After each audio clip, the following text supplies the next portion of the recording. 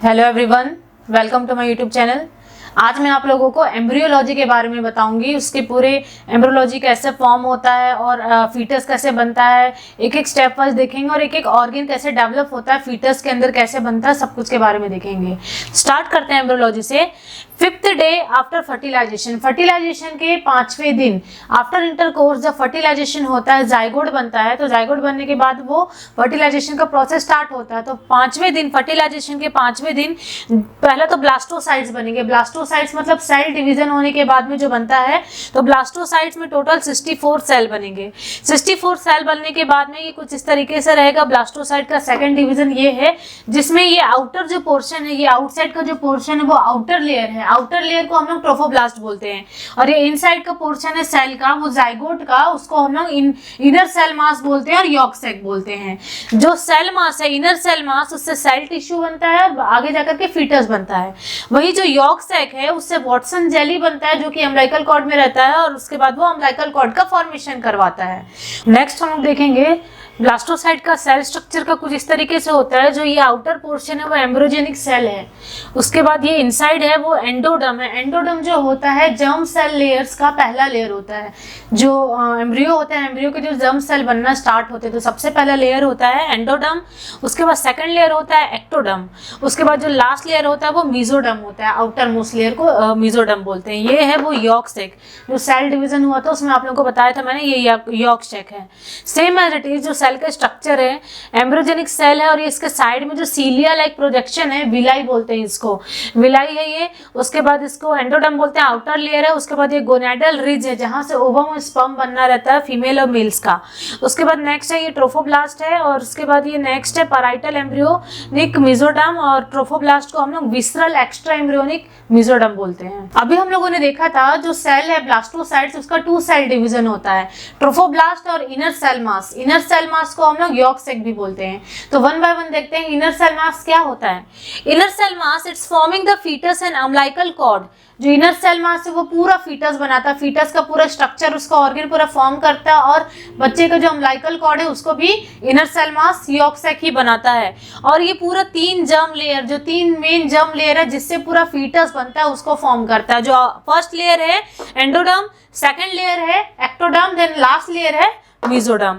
अब हम लोग देखेंगे हीमोपोसिस कब से स्टार्ट होता है फीटस में। तो 3 वीक से 3 मंथ के अंदर में हीमोपोसिस होना स्टार्ट हो जाता है।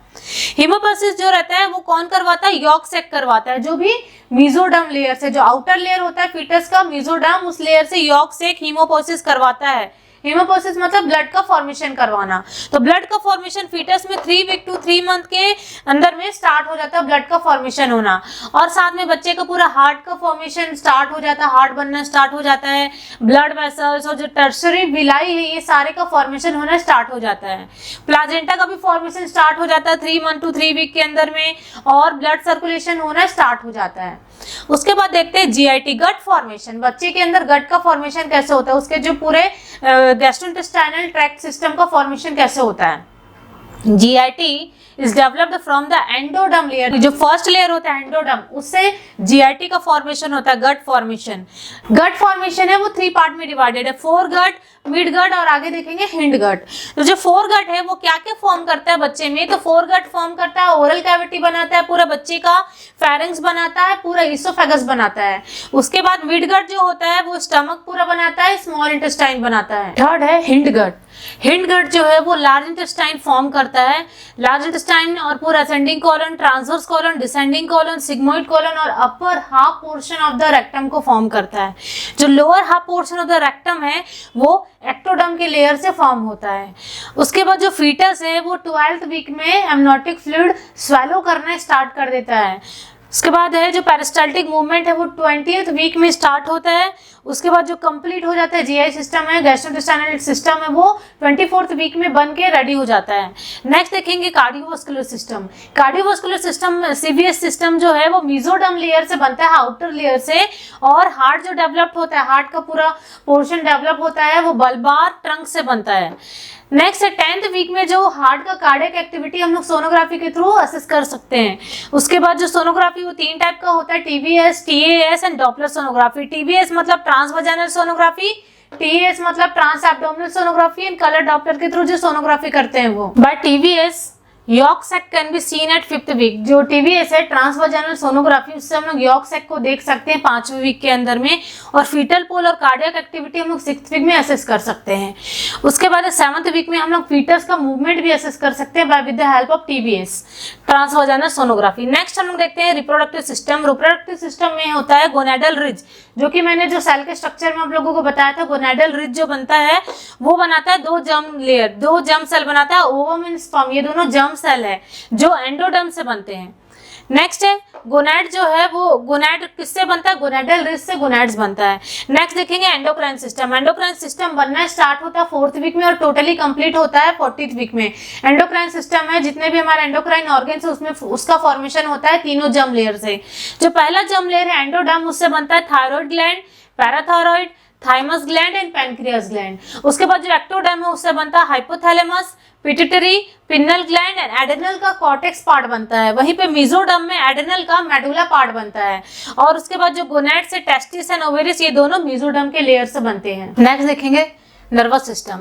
नर्वस सिस्टम जो होता है वो एक्टोडर्म से फॉर्म होता है और ये 4th वीक में स्टार्ट होता है और 40th वीक में कंप्लीट हो जाता है। ये जो रहता है वो न्यूरल ट्यूब से डेवलप होता है नर्वस सिस्टम पूरा, और न्यूरल ट्यूब 26th डे में क्लोज हो जाता है। न्यूरल ट्यूब से न्यूरल प्लेट बनता है, उसका ब्रेन बनता है और स्पाइनल कॉर्ड बनता है न्यूरल ट्यूब का। 6th है मस्कुलोस्केलेटल सिस्टम। मस्कुलोस्केलेटल सिस्टम जो है वो डेवलप होता है आपका मेसोडर्म लेयर से, लेकिन सिर्फ स्कल जो है वो मेसोडर्म लेयर से नहीं डेवलप होता, बाकी पूरा बॉडी का मस्कुलोस्केलेटल सिस्टम है वो मेसोडर्म से डेवलप होता है। जो लिम्स है वो 5th वीक में स्टार्ट हो जाते हैं बनने के लिए। जो बोन्स है वो ओसिफिकेशन होने स्टार्ट हो जाते हैं 5th वीक में। जो जॉइंट्स है, जॉइंट्स के अंदर जो भी कैविटीज है वो 16th वीक में बनना स्टार्ट हो जाता है। फर्स्ट ओसिफाइड जो बोन होता है वो क्लैविकल बोन होता है ह्यूमन बींग्स में। रिब्स एंड स्टर्नम है वो 20 to 28th डे में बन के कंप्लीट हो जाता है, और जो मसल स्टोन है वो डेवलप होने स्टार्ट हो जाता है 36th वीक में। अब देखेंगे रेस्पिरेटरी सिस्टम। रेस्पिरेटरी सिस्टम वो है एंडोडर्म की लेयर से बना हुआ रहता है पूरा। अपर रेस्पिरेटरी सिस्टम जो है उसमें nasal cavity, larynx, pharynx and trachea आता है, जो कि 4th और 7th वीक में बनना स्टार्ट हो जाता है। लोअर रेस्पिरेटरी ट्रैक्ट में bronchi, terminal bronchioles, respiratory bronchus, जो कि 12th वीक में बनना स्टार्ट होता है। और एल्वुलर डक्ट, एल्वुलर सैक और जो लंग्स है वो 20 to 28th वीक में बनना स्टार्ट हो जाता है। रेस्पिरेटरी सिस्टम में जो लंग्स होता है वो सर्फेक्टेंट बनाना स्टार्ट हो जाता है। लंग्स के 2 सर्फेक्टेंट होते हैं, लेसिथिन एंड स्पेंगोमाइनोसिन। लंग्स पूरा कंप्लीट स्टार्ट होता है फॉर्म होना 20th वीक में और कंप्लीट होता है 36th वीक में। जो लेसिथिन होता है वो कॉम्प्लेक्स लिपिड होता है और स्पेंगोमाइनोसिन होता है वो प्रोटीन होता है। इन दोनों के रेशियो के अकॉर्डिंग ही लंग्स मैच्योर और फॉर्म्ड होता है। फीटस जो होता है अपने पूरे एंटायर लाइफ में, फीटस इंट्रा यूट्राइन लाइफ में, जो फीटस यूट्रस के अंदर में रहता है तो अपने पूरे इंट्रा यूट्राइन लाइफ में वो टोटल 100 ml ऑफ फ्लूइड को स्वालो कर लेता है और वो स्वालो फ्लूइड जो रहता है वो लंग्स में चले जाता है। फिर at the time of delivery हम लोग क्या करते हैं, बेबी को डाउनवर्ड करके फेस करके उसको बैक को रब करते हैं ताकि जो स्वालो फ्लूइड है वो बाहर आउट हो सके। जब ऐसा करते हैं तो only 3/4 portion of the fluid बाहर आउट हो जाता है, बाकी जो 3/4 में जो 75 ml जो रहता है वो बाहर आउट हो जाता है। बाकी जो बचा हुआ 25 ml जो रहता है आइदर वो ब्लड के साथ में, आइदर वो लिम्फेटिक वेसल्स के साथ में एब्जॉर्ब हो जाता है। अगर मान लो वो एब्जॉर्ब नहीं होता है तो बच्चे को निमोनिया हो जाता है, निमोनिया का रिस्क हो जाता है। नेक्स्ट हम लोग देखेंगे यूरिनरी सिस्टम। यूरिनरी सिस्टम जो रहता है वो 4th वीक में बनना स्टार्ट हो जाता है, जिसमें किडनी और यूरेटर जो रहता है वो मेसोडर्म के लेयर से बनता है और बाकी जो ब्लैडर, यूरेथ्रा और प्रोस्टेट ग्लैंड रहता है वो एंडोडर्म के लेयर से बनता है। 4 to 6 वीक में जो यूरेथ्रल ब्लड है वो यूरेथ्रल बर्ड्स है वो बनना स्टार्ट हो जाता है और नेफ्रॉन्स का फॉर्मेशन स्टार्ट हो जाता है 4 to 6 वीक में। 12th वीक में यूरिन फॉर्म करना स्टार्ट कर देता है जो बेबी होता है वो। नेक्स्ट देखेंगे इंटीगोमेट्री सिस्टम। इंटीगोमेट्री सिस्टम में नेल्स, हेयर और एपिडर्मिस का जो लेयर है वो एक्टोडर्म से बनता है। डर्मिस, हाइपोडर्मिस का जो लेयर है वो मेसोडर्म से बनता है। 4th वीक में बनता है ये सारे कुछ और एपिडर्मिस फॉर्म्ड होता है 4th वीक में। 8 to 12th वीक में लैक्रिमियल डक्ट बनता है जिसमें स्किन कलर रेड होता है और नेल्स का डेवलप होना स्टार्ट हो जाता है। नेक्स्ट 16 to 20th वीक में scalp, sebaceous gland, sweat gland ये सारे का डेवलपमेंट होता है। नेक्स्ट है इसी में वर्निक्स कैसियोसा और लैनिगो प्रेजेंट होना स्टार्ट हो जाते हैं। वहीं पे 38 to 40th वीक में जो वर्निक्स कैसियोसा है वो डिसअपेयर होने स्टार्ट हो जाता है और लैनिगो जो होता है वो थोड़ा कम होना स्टार्ट हो जाता है। सेंस ऑर्गन में देखा जाए तो ईयर, आई, स्मेल, टच, ये सब आपका एक्टोडर्म के लेयर से बनता है, और जो टेस्ट है वो एंडोडर्म के लेयर से बनता है, और ये सारे स्टार्ट होते हैं 4th वीक में, और हियरिंग बच्चा जो है वो 20th वीक में करना स्टार्ट कर देता है, बच्चा सुनना स्टार्ट कर देता है 20 हफ्ते में। आई ओपन, मदर के वूम में ही बच्चा आई ओपन करना स्टार्ट कर देता है 24 से 28 वीक में। ये सब तो था हमारा inner cell mass yolk sac के बारे में, जो कि हम लोग ने देखा था कि सेल डिवीजन में 2 पार्ट्स होते हैं, एक इनर सेल मास बनता है यॉर्क सैक, और दूसरा है ट्रोफोब्लास्ट बनता है। तो जो दूसरा ट्रोफोब्लास्ट है वो 2 पार्ट में डिवाइडेड है, आउटर एंड इनर पार्ट में। जो ट्रोफोब्लास्ट है वो 2 पार्ट में डिवाइडेड है, आउटर पार्ट को हम लोग बोलते हैं सिंसिनोट्रोफोब्लास्ट, और इनर पार्ट को हम लोग बोलते हैं cytotrophoblast. Outer part further on 2 part में डिवाइडेड है, alpha zone and beta zone में। अल्फा जोन है वो गैस एक्सचेंज वाला जो वर्क होता है वो हेल्प करता है, और प्लाजेंटल बैरियर बनाने के लिए काम करता है अल्फा जोन, और जो बीटा जोन है वो एचसीजी हार्मोन को सिक्रीट कराने के लिए हेल्प करता है। नेक्स्ट है इनर सेल का जो साइटोट्रोफोब्लास्ट है वो प्लाजेंटा का फॉर्मेशन करता है, जिसमें से कोरियन फ्रॉन्ड्रोसम जो है वो 80% पार्ट ऑफ प्लाजेंटा है। तो आज हमने पूरा इस टॉपिक में डिस्कस किया है अबाउट द सेल का स्ट्रक्चर, जो एम्ब्रियो होता है, एम्ब्रियो का सेल का स्ट्रक्चर क्या होता है और वो कितने पार्ट में डिवाइडेड होता है, और उस पार्ट में एक एक ऑर्गन्स का कैसे फॉर्मेशन होता है।